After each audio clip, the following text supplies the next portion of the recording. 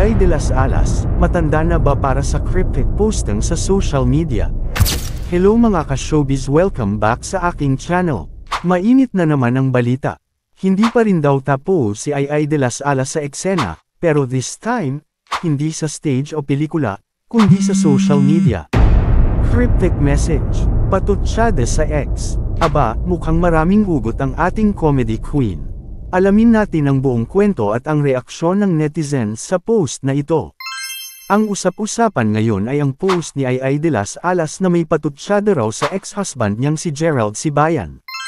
Ang sabi niya, quote, "If narcissists new supply may believe they've won your partner, but in reality they've only taken your problem."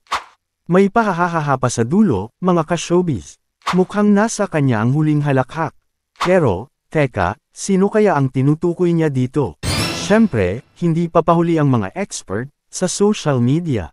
Ang sabi ng ilan, parang sinasabi raw ni Ai na pabigat ang naging relasyon niya kay Gerald, at maswerte na raw siya na hindi na siya ang pumapasan sa problema, pero hindi lahat natuwa. May mga nagsabi na, baka mag-alapokwang din si Ai na magiging bitter sa ex. Aba, matindi rin ang mga hugot ng netizens. Kung maaalala natin, noong naghiwalay sila, mukhang tanggap ni Ai ang lahat. Sa isang interview niya kay Boy Abunda, sinabi niyang maayos ang hiwalayan nila at wala siyang sama ng loob. Pero ngayon, mukhang may narinig siyang mga bagong kwento tungkol sa ex niya na nagpabago ng kanyang pananaw. Ano kaya iyon? At dyan nagtatapos ang ating chika ngayong araw. Ano ang masasabi ninyo, mga ka-showbiz? Tama bang mag-post si Ai ng ganitong cryptic message, o dapat na lang siyang manahimik?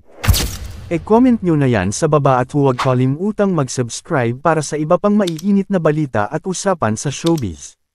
Hanggang sa susunod na chika, mga ka-showbiz.